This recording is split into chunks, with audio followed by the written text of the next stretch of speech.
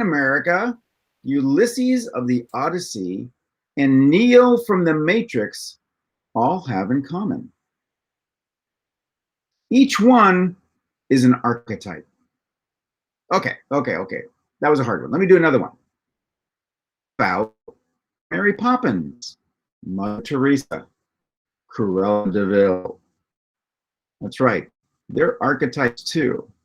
Cruella is a especially interesting one, and I'm hopefully we're going to get into that on this Saturday's Down the Rabbit Hole. But that's what it's all. So I guess I should define what archetypes are. In analytic psychology, a structural component of the mind that derives from the accumulated experience of all humankind. These are inherited components, are stored in the collective consciousness and serve as a framework through which individuals view the world. These also serve as major foundations from which the structure of the personality is built out of the reflection of ideas that have been built into a mass conscious subconsciousness. So in short, an archetype is the original model or the prototype that all subsequent models usually resemble in some manner. From birth, we learn the initial design of our personality, where most, but not all, modeling is coming from our parents or our primary caregiver. Now we need to learn how to optimize your traits and eliminate any incongruency. So Gary, I think I've got you pegged on this one, so I'm going to let everybody know at the very, very end. But I'm like, okay, because this is fun. You can take what you're going to learn today and just start looking at friends and family and actually strangers and go, oh, I know which one that one is. Oh, that's that one.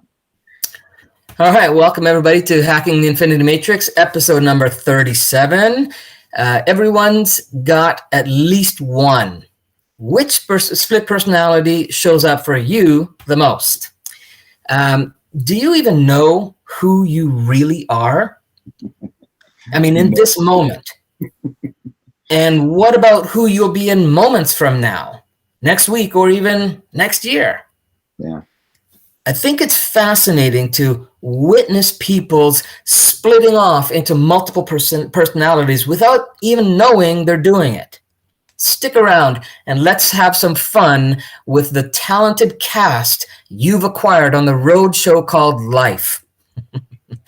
But before we jump into too much content today, we did start a little bit late because we had a couple tech difficulties. So for that, we're going to ask that just a little bit extra today just to kind of get the algorithm going for us. I'd like to quickly remind you that your likes, your comments, your shares, they do mean a lot to us.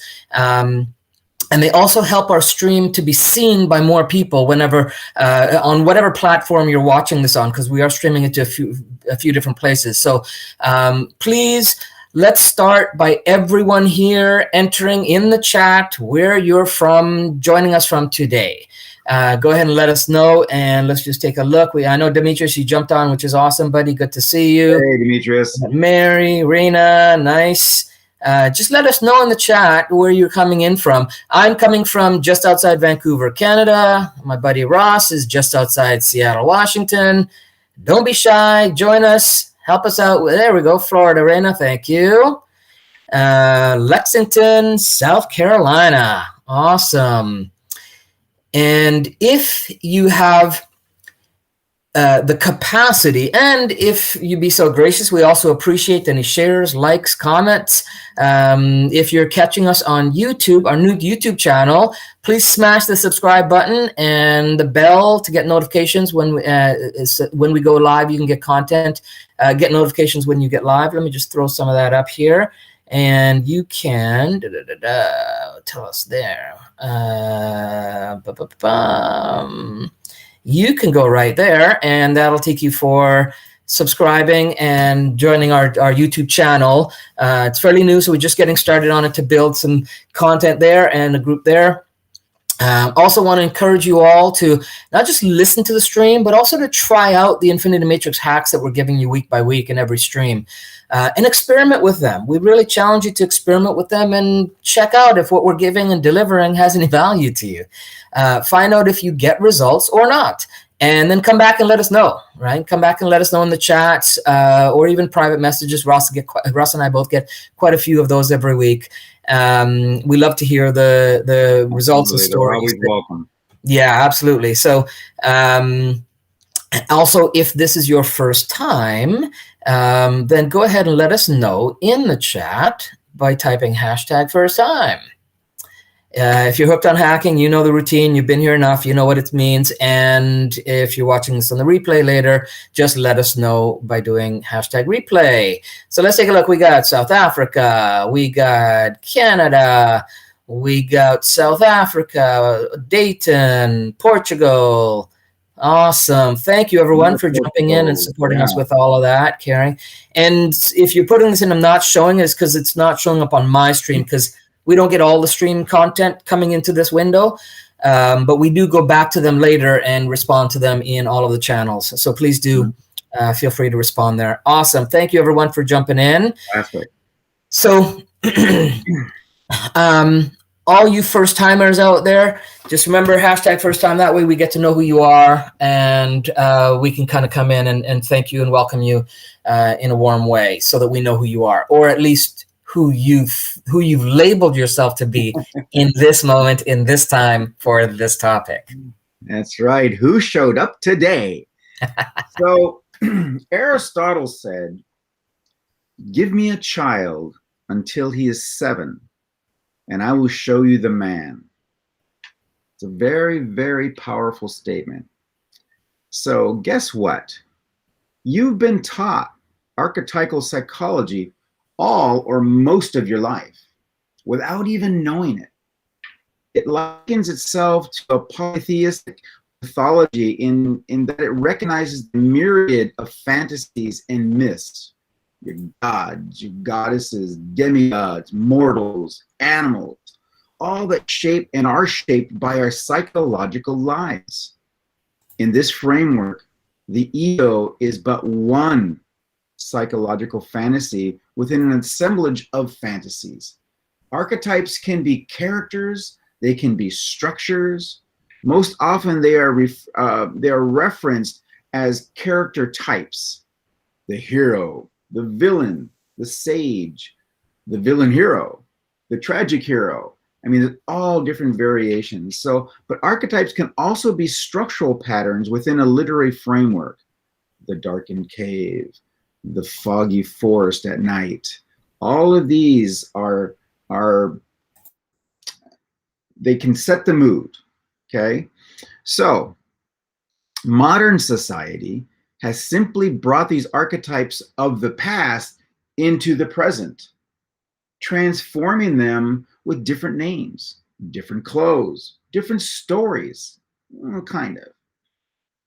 But from the same general personality traits, from the travels of Ulysses to Atticus Finch to Tony Stark, we follow these escapades of our favorite heroes or characters, when all the while we wish we were them or some part of them. So I listed these because they are very well known and bigger than life. It's a different list for everyone. I have my list, Gary has his list, you have your list. They're all different, yet the same when we break it down. Understand the archetype isn't necessarily good or loving. Some identify with the anti-heroes, some with the villains, while others use archetypes as the standard for which they live and expect others to do as well. Whether it be family, friends, coworkers, or politicians, when you feel disappointed, ask yourself, which archetype traits were you really expecting? Do this often enough and you'll begin to see a pattern. Dr. Carl Jung identified 12 personality archetypes as the foundation of ancient works from the Odyssey And we can also see them in contemporary stories like The Matrix, which is loaded with them. To define his archetypes, Jung studied the symbols and myths of many, many different cultures. These archetypes represent behavioral patterns that make up different ways of being. There are also cultural symbols and images that exist in the collective unconscious. They're represented by character traits, but not actually the characters themselves. He once said, one does not become enlightened by imagining figures of light, but by making the darkness conscious. The later procedure, however, is disagreeable and therefore not very popular. So as I said, these are not people. They're personality traits. We all have some degree of each one of them within us. Versions, combinations, and primaries of each of these personalities, some more predominant than others. This is the theme for today's stream. So you see there, these 12 archetypes, they have an innate tendency to generate images of intense emotional meaning that express the relational primacy of human life. They are imprints that are buried deep down in our unconscious. These terms define the particular traits that we all have. Since their conception, several subcategories have arisen. But for today's discussion, we're just going to talk about the 12 primary ones that were developed by Jung. And as I go through them, people or situations of the past, the present, or even the future may pop up into your mind and possibly generate a visceral feeling. And that's fine. Make a note of them and then move forward. Now, mind you, these are listed randomly and are in no particular order or hierarchy. So the first trait is called the sage. The sage is a free thinker. Their intellect and knowledge are their reason for living, their essence. They seek to understand the world and their being by using their intelligence and analytical skills. They always have a fact, a quote, or a logical argument on the tip of their tongue. The second one is the innocent. And it seems to have, the innocents seem to have read and absorbed every self-help book in the world. They're very optimistic and always searching for happiness. The innocent sees the good in everything. They want to feel well adjusted to the world around them. The innocent also wants to please others and feel like they belong. Then we move to the explorer as a bold traveler. They set out without a clear path and are always open to novelty and adventure. The explorer has a deep love of discovering new places and new things about themselves. The downside of the explorer archetype is always searching for perfection, so they're never satisfied. Then we move into number 4, the ruler, the classic leader. They believe they should be the one to bring order to any situation. The ruler is stable, strives for excellence, and wants everyone to follow their lead. They tend to have plenty of reasons why everyone should listen to them. And this is one of the 12 archetypes that's relatively related to power. The ruler, in their desire to impose their will on others, can easily become the tyrant. Then we have the creator. The creator has a profound desire for freedom because they love novelty. They love to transform things in order to make something completely new.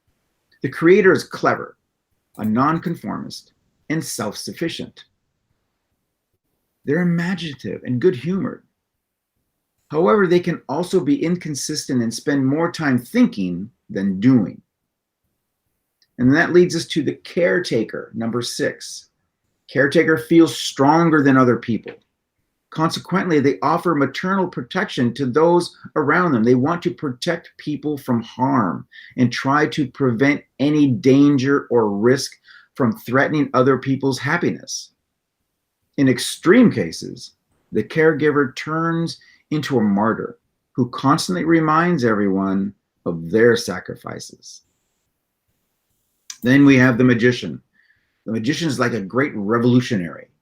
They regenerate and renew, not just for themselves, but for others as well. They constantly are growing and transforming. The negative side of the magician is that their mood can be contagious. They sometimes can turn a positive event into a negative one. Then we have the hero. The axis of a hero's life is power. The hero has an uncommon vitality and resistance that they use to fight power, for power and honor. They do anything to avoid losing. In fact, they don't lose because they never, ever give up. The heroes can be overly ambitious and controlling, which is somewhat the opposite of the next one, which is the rebel outlaw. This rebel is a transgressor. They provoke people and don't care at all about other people's opinions.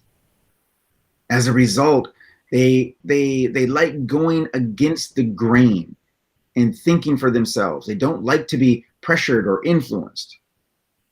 The negative side is the rebel is that they can become very self-destructive. And then we have the lover. The lover is all heart and sensitivity. They love, and love to lavish it on other people. Their greatest happiness is feeling loved. They enjoy everything that's pleasing to the senses. They value beauty in every sense of the word. And then we have the jester. You all know what a jester is. A jester likes to laugh, even at themselves.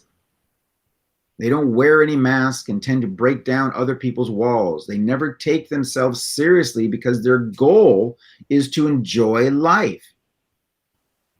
The negative side of the jester is that they can be lewd, lazy, and somewhat greedy.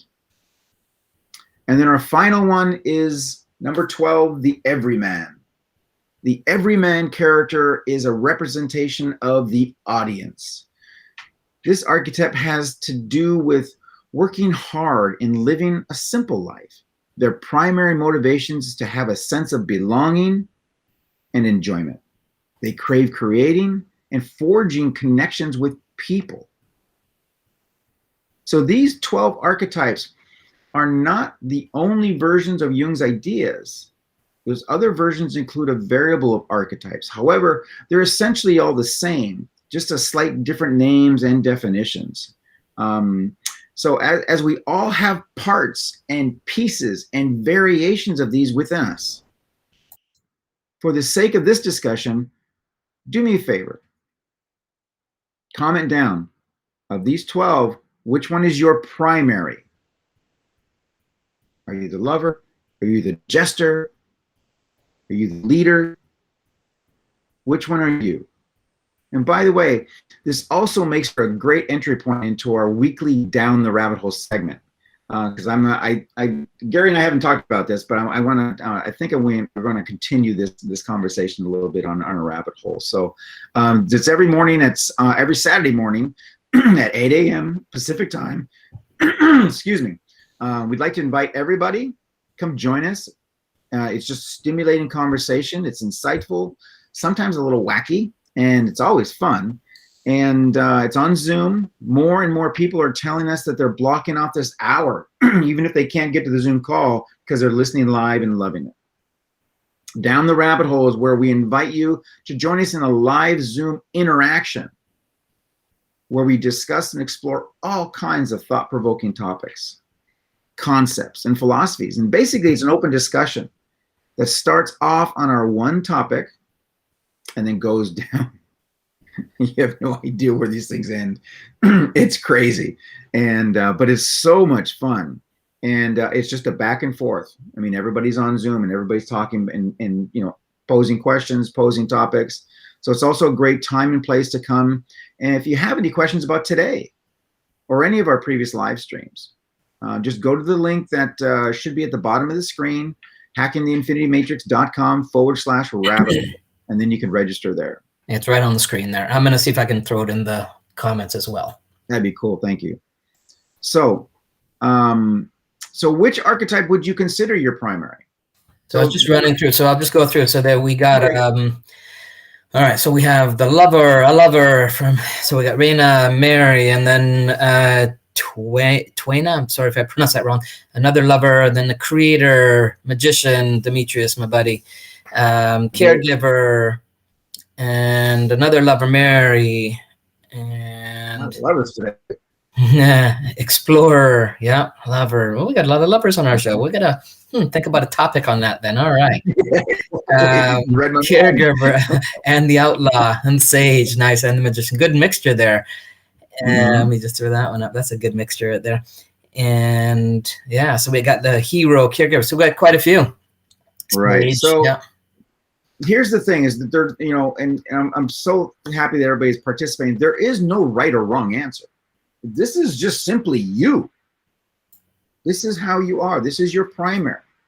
So your primary is the you of now. The traits that regularly run or guide your life's behaviors. This is who you choose to let the world see on a daily basis. But I'm not talking about false facades. These are the one and the only you. From here, you have secondaries. These are the alternative traits you call upon in different scenarios. So for example, let's say your primary is the jester. And well, the jester might not be very appropriate if you're visiting a grieving friend. So you would call upon the caregiver or perhaps the everyman or everywoman to fill that task. Or let's say your primary is the lover and someone is being victimized. Then perhaps you would call upon the hero or perhaps the magician just to turn the situation around. Or you're the ruler. How would this, how would the ruler handle a sick family member or a friend? I want you to start feeling better right now and write me a report about it. Probably not. It's probably not going to work very well.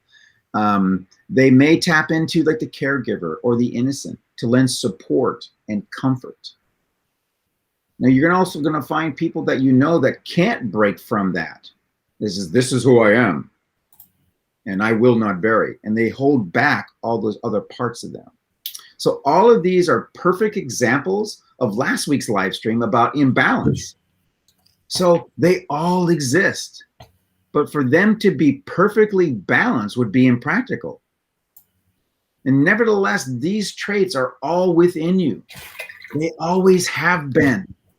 The difference is now you have better choices as to which ones will better optimize your ideal version of your future self. When these choices are feathered out, incongruencies will fall away and a clearer, more concise energy is then transmitted into the infinity matrix. Yeah, I mean, have you ever had one of those experiences where you find yourself in front of a mirror, you're all by yourself, and you stared at the reflection, got lost in the illusion of time, but more importantly found there was a question that popped into your head. Who are you? I mean, and I don't mean jokingly or as a surface inquiry. I mean a deep and thoughtful, who are you? Think about that, right? When you're looking and it's just you and the reflection.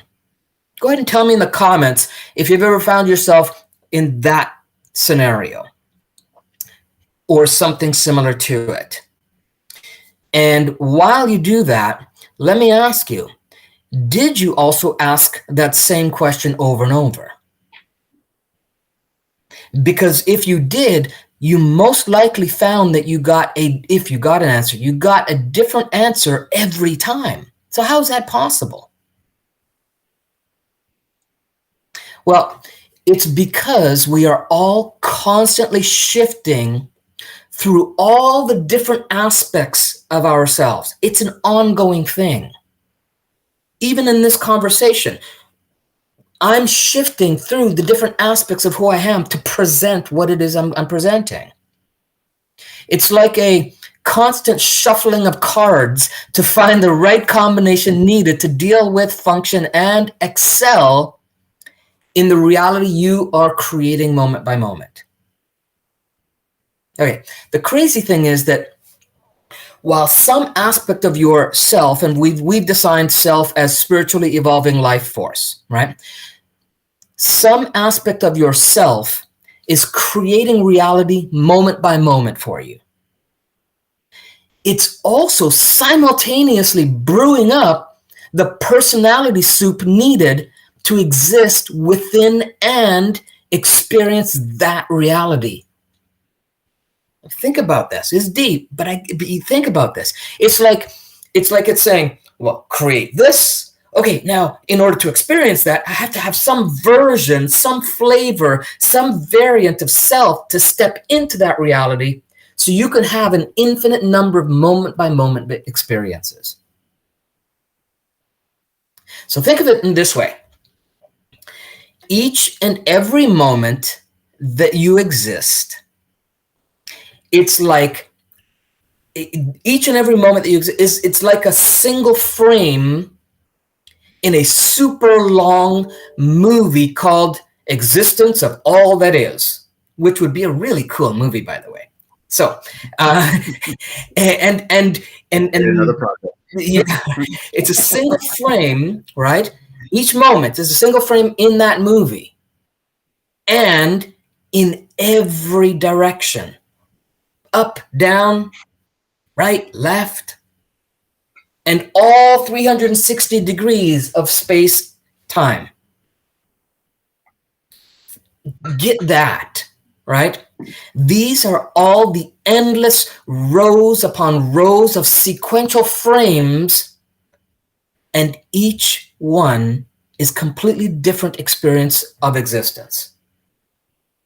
That's why you hear all the mystics and all the spiritual teachers talking about, being in the moment, because each moment is a reality experience in and of itself. It stands alone.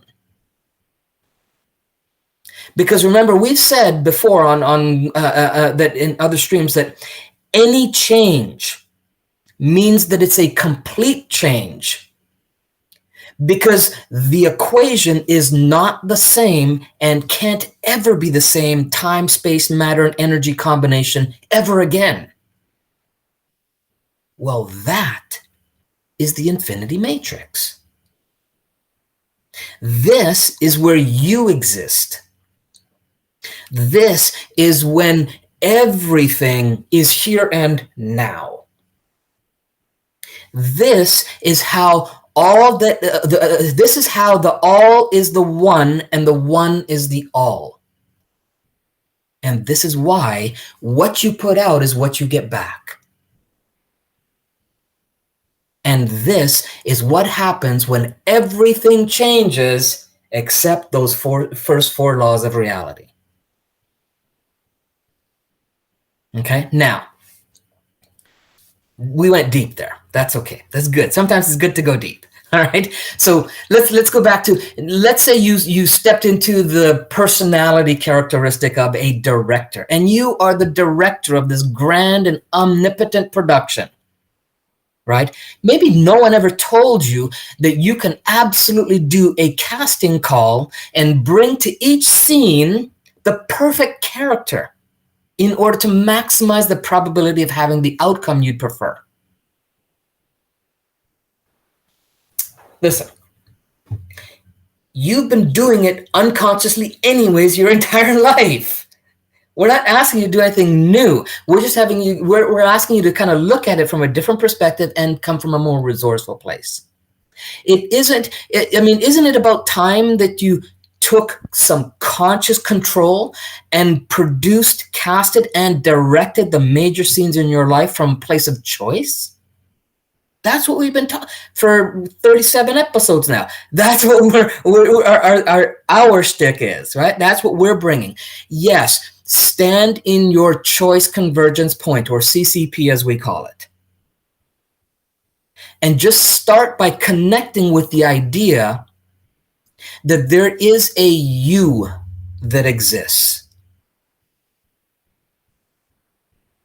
Existing with everything that makes up your here and now to the best of your ability. Get a sense of your connection with everything in your reality in all directions for all time. Knowing that you are the reality and the reality is you. And from here, ask yourself, from there, right, when you get that, from here, ask yourself, who are you in this here and now? Do this inner reflection. That's how we're hacking the matrix today, right? Do this as a daily practice until you start to get more of a sense of who you are and you're being more present in the here and now. Then the next thing you want is to start to produce, cast, and direct your reality.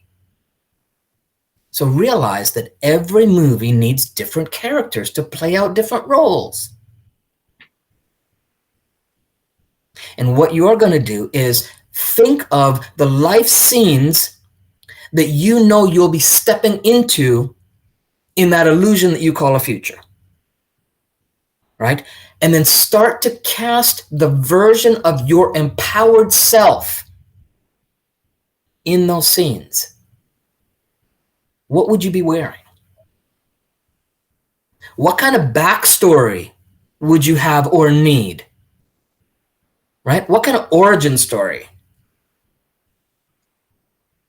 What would be the script or dialogue needed for that scene or that scenario? How would you interact with the other actors?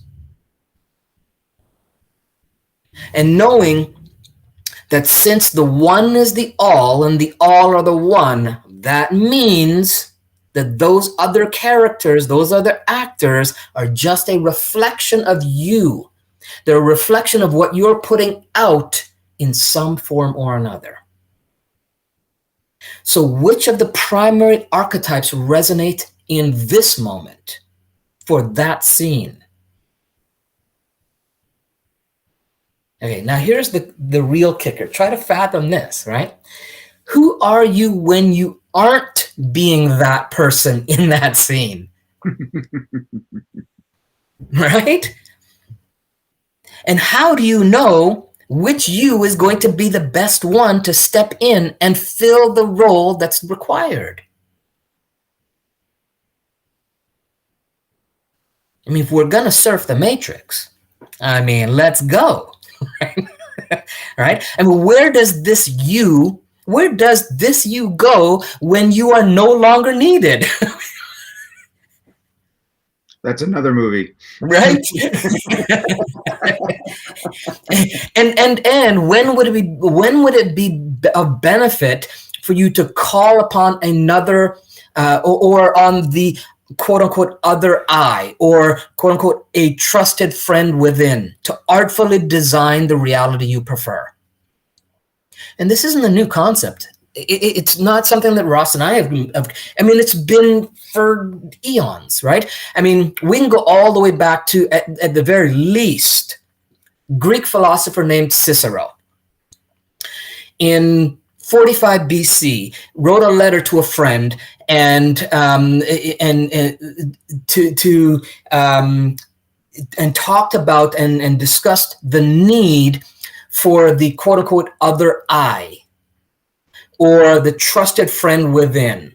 And he was talking about that aspect or combination of personality traits that could pull out the best in you when you need it most.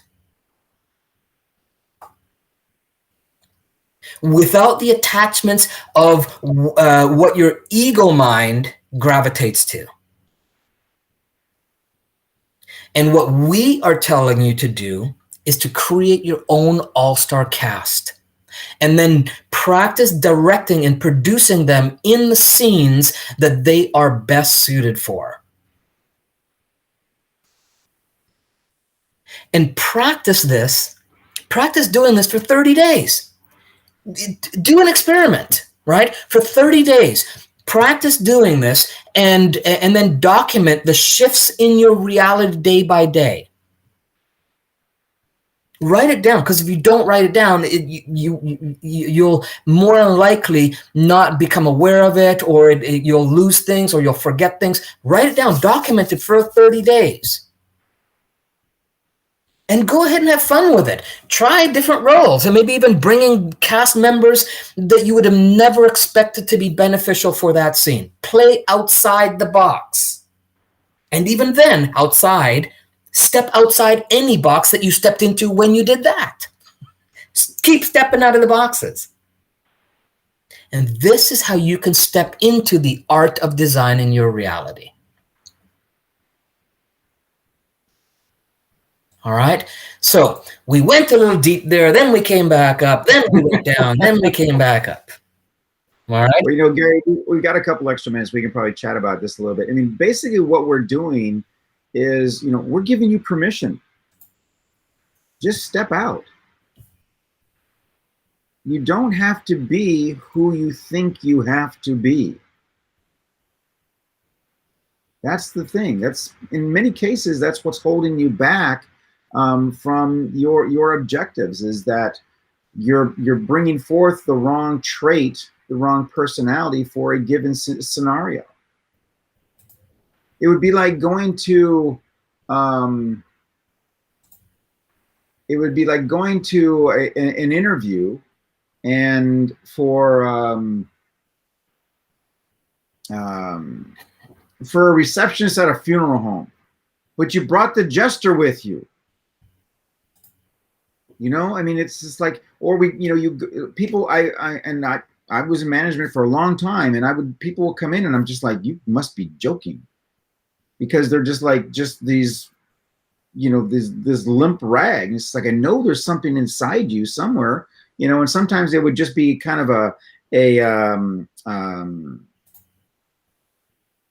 would be a challenge for me. I'm just like, I'm just to see what I can pull out of this person, just to see if I can do it. And all of a sudden now they're laughing and such like that, because they, like, oh, I gave them permission to let the other one out. But they shouldn't be waiting for me to give them permission, or anyone to give them permission. None of you should. It's just you. It's like, hey, this is me. If you can't handle it, you can't handle it. Where other people are, and we've all run into people like this at some point in our lives, where you're just like, well, that person, that's just kind of odd. That, and a lot of times that's what we're worried about, is that, somebody's going to think bad of us. It's like, all right, well, fine. But step out, do exactly what Gary said, is just try it. Try it at Starbucks. Try it at the grocery store. Well, hold on. So let me you're doing it anyways. Exactly. Right? So I'm not asking you to do anything new. I'm just having you put more conscious attention on it, and do it with more conscious choice. But I would say maybe, yeah, I really emphasize on the choice. Mm-hmm. The fact that knowing that there's more inside you, there's more tools that you have inside you. So take that couple of seconds before you're going to step out of that box and say, who's going to best fit this scenario? Or after the fact, say, was that the best one? How could I have done that a little bit better? Should I have been more boisterous? Should I have been a little bit more calm? Should I have been a little bit more loving? Should I have been a little bit more caring? Or should I have been the leader? Should I have taken control? Just try it. Yeah. Yeah, and I mean, and have fun, right? It's the art of creating your reality. It's art of it's and so make it fun, make it something that you tap into that creative aspect of yourself and explore. Mm-hmm. You have three primaries anyway. You have the main one, then you have two sub primary personalities. Those three are the ones that you use the most. The other ones are kind of buried down deep for whatever reason. But play with them, and but part of the reason they're buried down is because you haven't given them exercise, right? So it's exactly. you haven't played in them enough to have that full spectrum, and so that's what we're saying is bring them all to the table and try them on. Try on which one works for you in different scenarios, and then you can have more choice when similar type scenarios show up in the future. Right, and you can know which ones are going to work better based on experience and just kind of trying out what works for you. Okay, so that's our show for today. We loved some really great interaction we got on there. We're going to get to a lot of your comments afterwards as well. So yeah, we'll jump those on. Of you are new, we always go back in and respond to comments, so we can put a little bit more thought and into the actual answers. So that's fantastic. Yeah, let me just okay. So I'm going to throw a couple more up here while that's okay. You guys are going pretty fast here. I'm trying to get them. Hold on, I'm trying to get them. I know they are. I know. Put some thought into this stuff. We love it. We love it.